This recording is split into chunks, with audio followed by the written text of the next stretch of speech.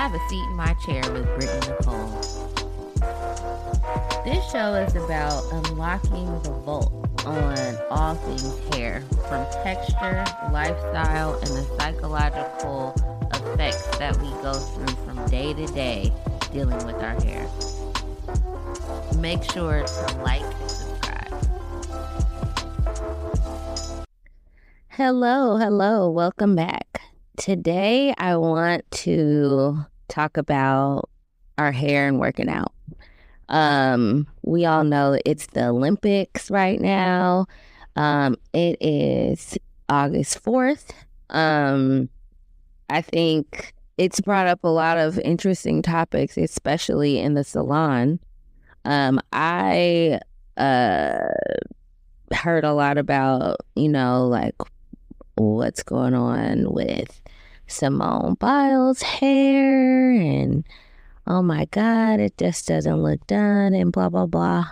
And I was thinking, I'm like, well, I don't recall a time when anybody has been looking their best while working out, let alone flying 8 feet into the air nonstop and has 7 or 8 Olympic medals.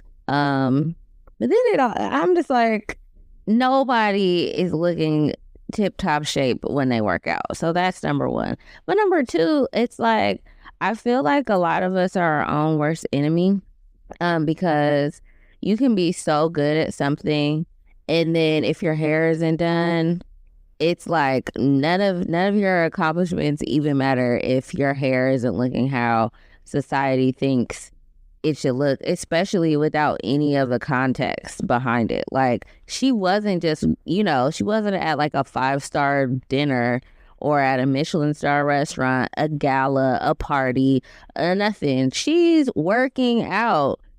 Granted, as a hairstylist, I see some things that could be improved on, or even some solutions, like if she didn't want her hair like that.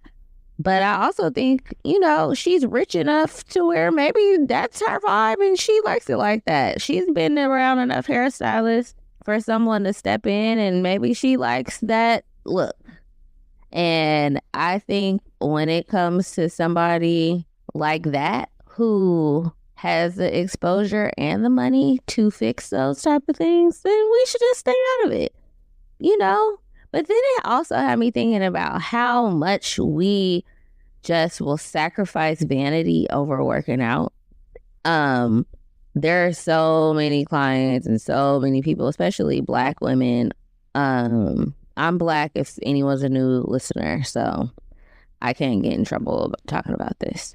But anyway, that will be like, oh, I'm not sweating my hair out. I'm not going to the gym.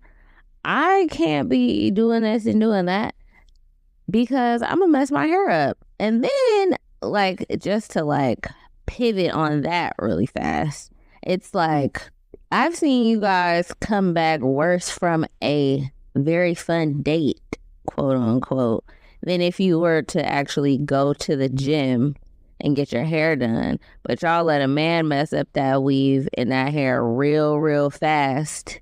But that's another topic.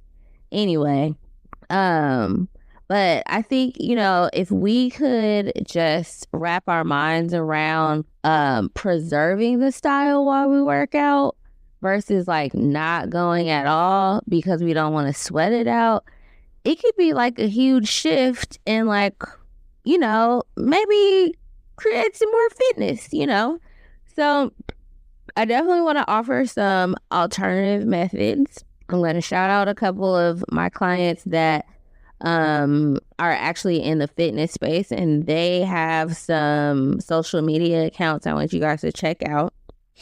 And I really just kind of want to talk about the mindset that we have with our hair. I think, it starts from a young age, just kind of, what I've noticed and experienced too, but really something that I see a lot is just, moms bring their kids in and they're like, "Oh, you ain't going outside like that. Like your hair is poofy. It needs to be straight. You gotta stay like this and be like that in order to be like accepted not only by society but accepted by your own family." And honestly, what's boggling to me is like our hair isn't gonna change. It's not gonna change how it grows out of our head.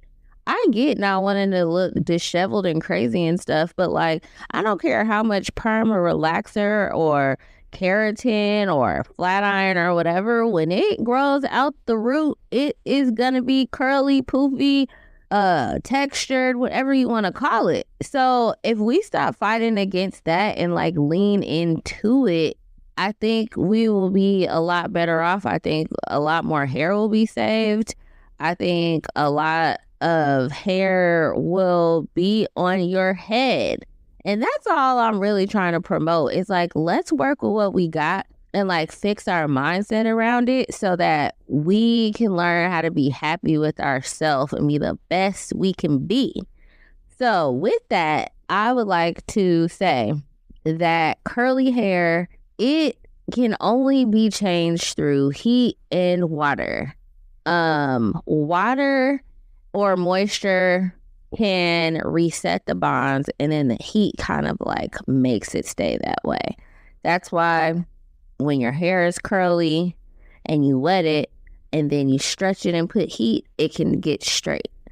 Or if your hair is done and it's straight and you go into the fog or you get it wet, it turns back curly again. And then it will dry curly if you don't stretch it out and straighten it. So heat and water is kind of like what manipulates the hair. So with that in mind, when you're working out, if we know that water is going to make it poofy or sweat or moisture, right? That means we want to have a hair like pulled taut or tight or back so that when it restructures itself after getting wet, it can stay straight.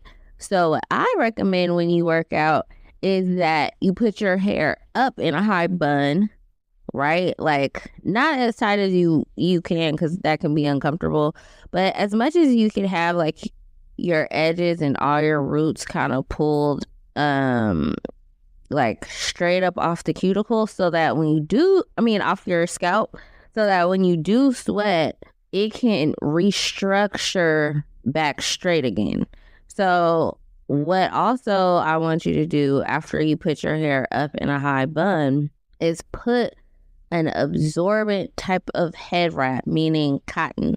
I usually never advocate for cotton because it is drying, but in this scenario, you can use it because we want to suck up as much water or sweat as we can so we can keep our hair straight or as straight as possible. And you want to have it going a little bit past your hairline so that you get all of your edges up there. Now, the key is do not take that scarf off until your scalp completely dries. And usually when your scalp dries, the hair will be dry too. Or if it's just like too drenched and too soaking wet, you can get another cotton scarf and just immediately when you're done with the gym, like put one around your edges. There are 2 companies I know so far that actually make super absorbent head wraps. One is from Gym Wrap and the other one is from Gymshark. Now, I'm not sure, but when Gymshark came out with theirs, it was only available in the UK. But I can't see how, if not by now or later, that they would have made it available for the US, because people in the US super love Gymshark. But then I hear, well, if I put my hair in a bun, then I'm gonna have a crease when I take out my press or whatever. So what you want to do, and if you work out in the morning, you may just have to wear your hair in a ponytail or something, because I really don't want you to put heat on it to style it again, because then we're just going against the program, okay? We are trying to do minimal heat I only want you to put heat on when it's important. Going to work remote in your house on Zoom, and to me, I feel like you could play it off with something else. But curling your hair every day for no reason and making all these excuses just to put heat on your hair is kind of wild to me. I feel like, put on some lipstick and do your eyebrows or something that will distract from this one curl that's not so perfect in your hair, or change the part, put it behind your face. Like, find something else. Get a cute headband. I don't know. But I was about to go on a rant. Sorry. But anyway, I think those are good companies. But if you don't even want to do that, just get like a cotton bandana or something. That works perfectly fine. And then what you want to do is, after your scalp dries, then you can wrap your hair like you would before you go to bed. You could put it in a scarf or whatever and like smooth it back out and wrap it around your head with a silk scarf. And you could do that while you're getting ready for work or the next morning. When you wake up, your hair should be back to normal. So with that being said, some examples of how you can keep your hair wrapped for the gym, or even like if you wear a curly style, meaning like waves or like a roller set, like a heat shrink curl style, like, like you put curls with a curling iron or a flat iron or whatever. I want you guys to check out What Mojo Loves on TikTok. She is one of my clients, and she has a really great page. She's also a Pilates instructor, and she is like phenomenal. So go check her out for fitness goals as well. But she does have some good hair tutorials on how to keep your hair wrapped up and stuff for working out a lot. And also my other client, Naturally Nary, she's on Instagram and TikTok, I believe, showing off her hair advice. So check them out. And I'm currently like trying to develop some YouTube tutorials myself, because I should actually be able to send you guys to my own page. But I got a lot going on and it's under construction, so stay tuned for that. So I think we're off to a good start with the topic of how to preserve our hair.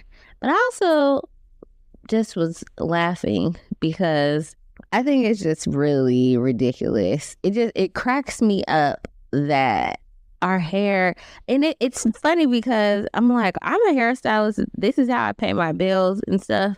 But sometimes when I sit back and hear what you guys say, it just cracks me up. Like, one of my clients was like, Brittany, I think I'm about to get on Ozempic because I could lose weight and keep my hair done.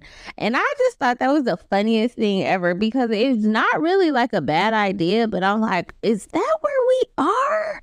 You guys, like, your hair is that important where you're gonna just take some weight loss drug that may paralyze your colon. You may not be able to use a bathroom. You're gonna lose all type of muscle definition and like all this stuff. And not knocking anyone that is on Ozempic or has to take Ozempic, but the reasoning behind it was just like shocking. So I just want everyone to think, like, is my hair more important than taking care of myself and my fitness? Because one quote that stood out to me, which I actually saw like last week, was from Carlene Roy. She is a influencer on Instagram, like super successful, whatever.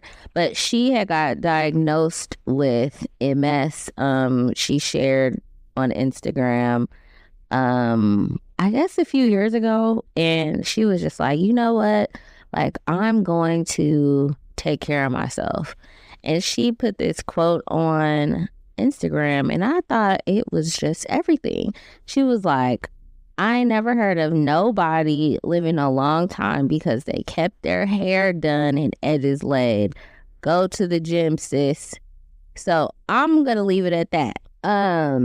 So I actually have my first hair question that somebody wants me to answer. And the question was, how do you, oh, here we go. Do creams and butters add moisture, and which ones do I recommend? So first, I want to talk about what creams and butters are in relation to how your hair receives moisture. So a cream for your hair usually has some type of water-based formula in there, and that's the only thing that's going to actually going to allow moisture to penetrate your cuticle. The butters are more like a sealant. So I kind of think about it like your skin. Like skin is like a really good parallel kind of to hair, because they kind of have the same principles as far as how they receive and lock in moisture, right? So think about lotion.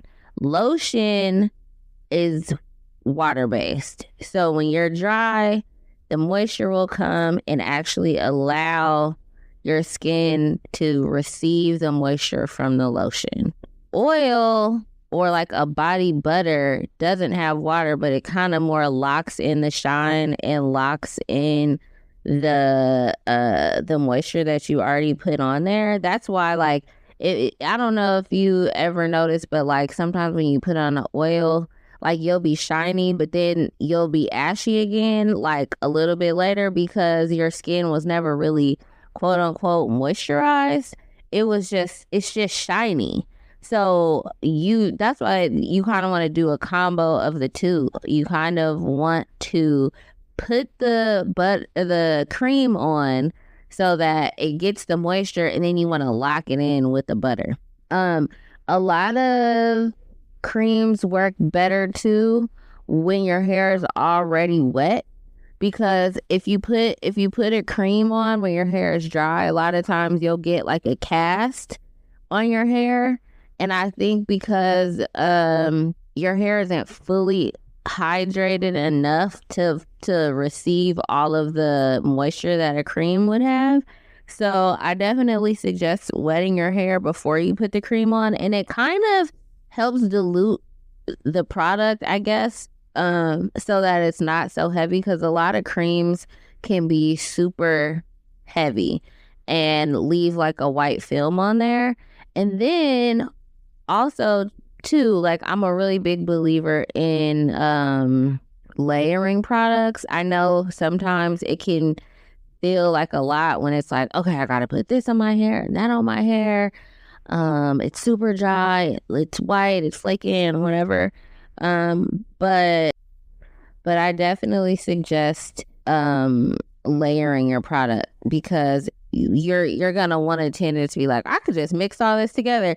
Do not do that. It will not work the same. A lot of hair products have delivery systems, and they need to be done in a certain type of way. That's why, like, when you wash your face, it's like, cleanse it first, then you do your toner, then a serum, then a moisturizer, then like a sealant type of thing. Hair is the exact same way. Imagine mixing everything together and then just being like, why doesn't it work? Because hair, just like skin, needs time to receive the product before you add in another one. And you're basically mixing, if you mix two things together, you're creating something completely different. So that's my tips on that. Second thing is, the question was, which ones do I recommend? There's so many products now. I kind of have the approach of, let me just start with some product lines that are high quality. And I wear my hair when I wear curly, I'm kind of like dipping and dabbling just whatever is available because I layer my products. So you can kind of you don't have to be as picky when you know how products work. But some of the cheaper things, like, like I guess price range wise would be like $20 and under. Stuff that's easy to get at like our local beauty supplies and stuff. That kind of stuff usually isn't really made with love. So you're gonna get some interesting results. But typically I like to use products from Mazzani, Miele, The Main Choice. Camille Rose has some good stuff. A lot of people like certain things from Pattern, so check those out. I know if you need a leave-in hair milk, which I always recommend, start with like a leave-in spray because I feel like it's like your first line of defense to be like, okay, I'm about to put this cream on my hair. Like I love Mazzani's Miracle Milk, that spray. That spray is everything. I even use it before I do my blowouts too. So get that. I don't love the cream so much, but the Miracle Milk is bomb.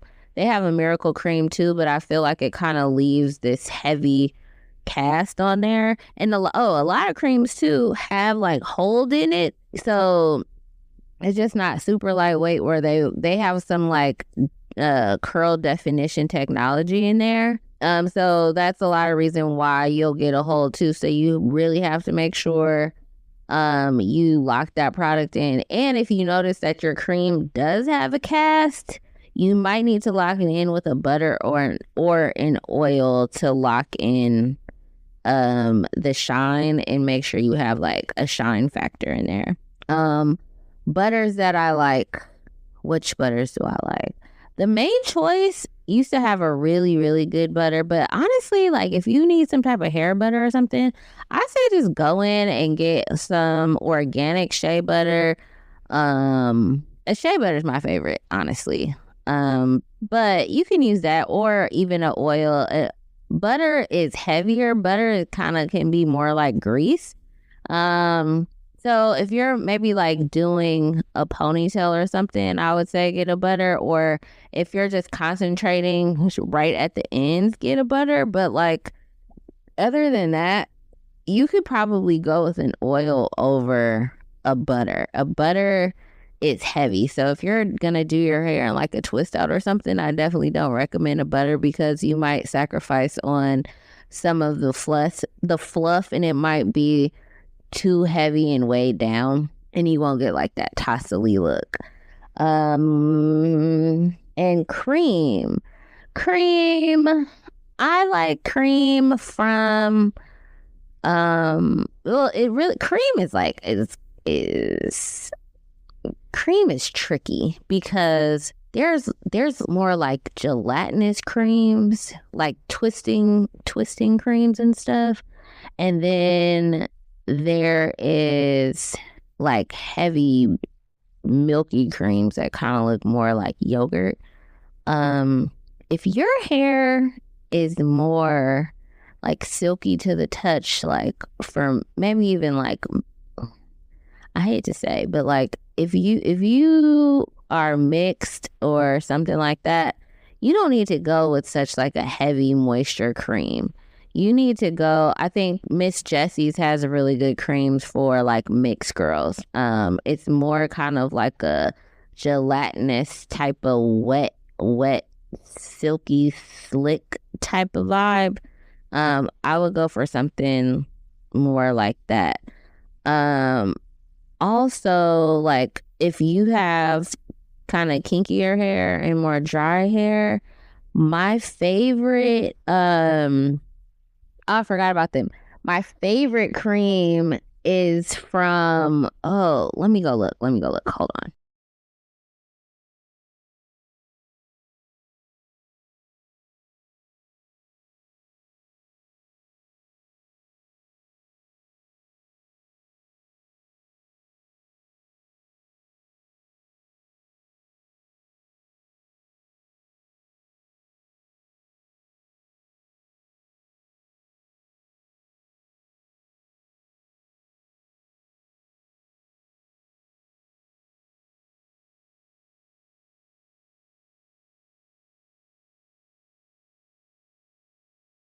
Okay, I went to go look. It's from Soul Tanicals. They have some of the most hydrating creams ever. Like, I don't really love the conditioner. I mean, not the conditioner, the shampoo. Their conditioner is really good too. But I would definitely check them out if your hair is dry and it needs moisture when you are styling. So I hope that helps. If you guys have any more questions, let me know and drop your questions at you're welcome to sit at gmail.com. I look forward to hearing from you guys. So far this has really been fun and I can't wait to drop some more episodes. Hope you guys have a great day.